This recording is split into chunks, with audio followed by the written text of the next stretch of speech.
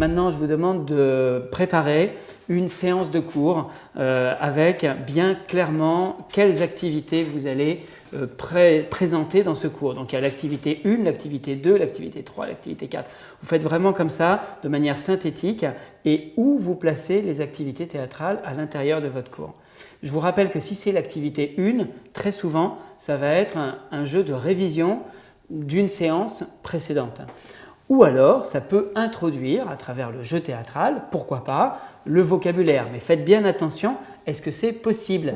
Est-ce qu'il y a des prérequis nécessaires ou non pour cette toute première activité, si vous la placez au tout début du cours? Si c'est vers le milieu du cours, ça va être pour réactiver ce que l'on vient tout juste d'apprendre, ça va être vraiment pour mettre en application, pour utiliser, pour jouer avec le vocabulaire ou avec telle règle de grammaire. Alors, hop, on se lève et on fait l'activité théâtrale au milieu du cours. Si c'est à la fin du cours, de la séance, c'est vraiment pour valider, par exemple, l'objectif communicatif. Typiquement, un jeu de rôle, il va arriver à la fin du cours, puisque c'est à la fin du cours qu'on va être ou non capable d'atteindre cet objectif communicatif. Donc, bien situé, bien placé. Rappelez-vous que ce n'est pas uniquement proposer un jeu théâtral dans la classe, et ça suffit, c'est quelle exploitation pédagogique on va faire de ce jeu théâtral. Hein? Une fois qu'on l'a proposé, qu'est-ce qu'on propose ? Comment on va jusqu'à une activité écrite, par exemple, ou une activité de groupe, ou comment vous allez exploiter le jeu que vous proposez. D'accord ? Je vous rappelle également que je vous demande, s'il vous plaît, donc d'intégrer 2 à 3 activités théâtrales dans une séance d'1h30 à 2 heures, hein, entre 2 minimum, 3 maximum activités théâtrales. Et d'en inventer une ou de la transformer tellement qu'elle paraît nouvelle. Hein. Vous pouvez prendre des typologies d'activités théâtrales que nous avons vues entre hier et aujourd'hui, vous les transformez, vous les associez et vous créez peut-être de nouvelles choses et surtout complètement dans la thématique que vous avez choisie. C'est à la fin de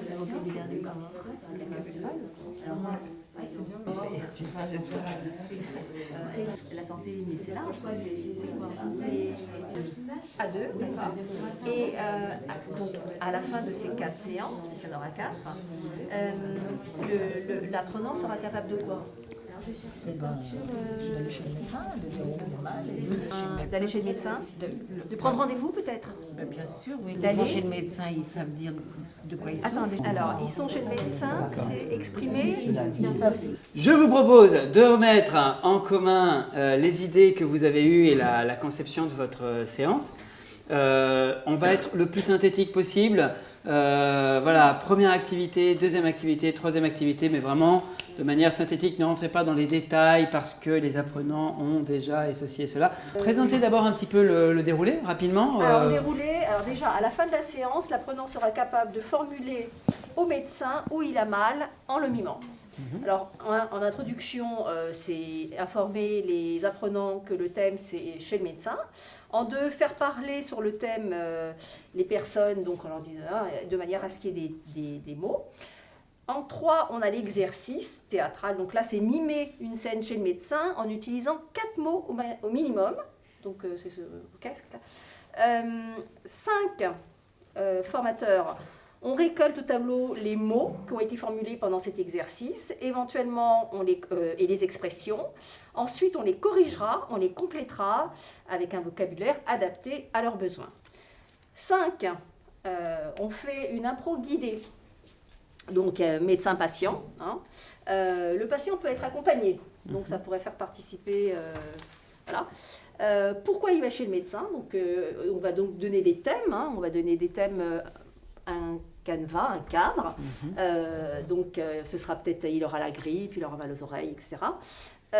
Il y aura un examen médical de la part du médecin et ensuite une prescription, donc une ordonnance. Donc voilà, il y a vraiment le cadre. Et donc les apprenants devront jouer cette scène.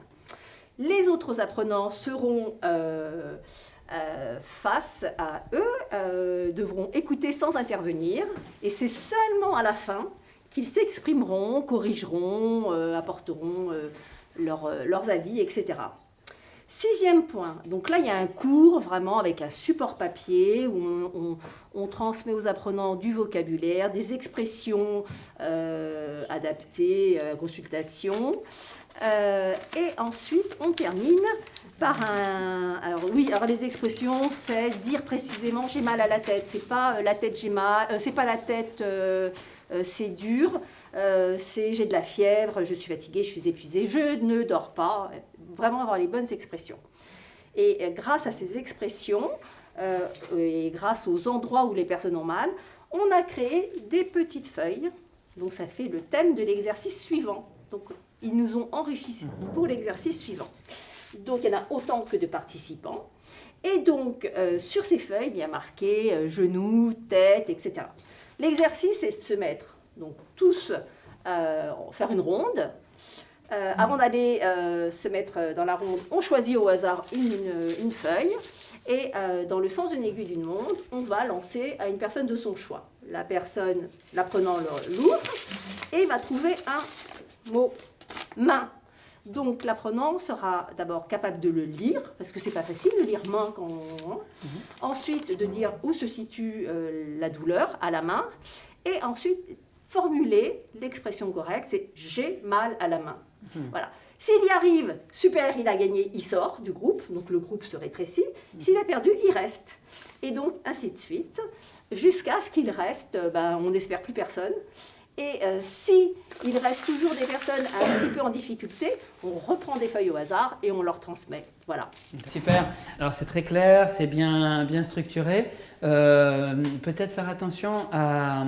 Vous avez eu un jeu de rôle avant de travailler sur le vocabulaire, je me sens, j'ai mal. Peut-être qu'on pourrait prendre cette partie-là, la mettre avant, avec ce jeu de groupe, et ça pourrait servir ensuite au jeu de rôle. Parce qu'en termes de prérequis, c'est quand même intéressant de travailler sur ce premier petit vocabulaire. Après, j'imagine que l'ordonnance, la prescription, etc., vous l'avez déjà vu dans des séances précédentes. Alors, on la verra après, en réalité, en détail.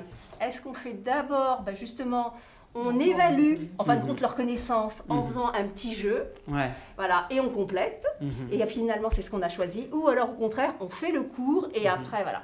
Je pense que c'est plus cohérent, parce que le risque, c'est qu'ils sont bloqués. On va trop mettre en avant qu'ils n'ont pas les outils, qu'ils n'ont pas les expressions, alors que si on leur donne bien tous les outils en avance, à travers ce type de jeu, d'activité, ensuite ça sera beaucoup plus facile pour eux de faire le jeu de rôle. Et c'est souvent pour ça d'ailleurs que le jeu de rôle arrive en fin de séance, parce que c'est une fois qu'on a vraiment bien acquis différents outils pour communiquer, simplement. Vous avez pu vraiment mettre en application dans une séance de cours, créer des activités, aller jusqu'au bout, jusqu'à pas uniquement vivre les activités, sinon vraiment imaginer maintenant concrètement comment les mettre en place dans vos classes. Donc la prochaine étape, c'est de le faire avec les apprenants directement. Ne choisissez pas toutes les activités, vous allez faire forcément vous ferez une sélection, celles qui vous plaisent le plus, qui vous ont le plus parlé et qui sont peut-être le plus simples à mettre en place dans un premier temps dans un groupe. Ne cherchez pas des activités trop complexes, vraiment qui à la fois valorisent, font sourire, rendent les apprenants actifs sans trop les mettre en risque pour éviter bien sûr les blocages. Donc dans tout ce qu'on a fait, faites peut-être des petites croix, des petites étoiles en termes de difficultés, pas forcément linguistiques au niveau langagier, sinon aussi de difficultés de oser, de se lancer dans le groupe.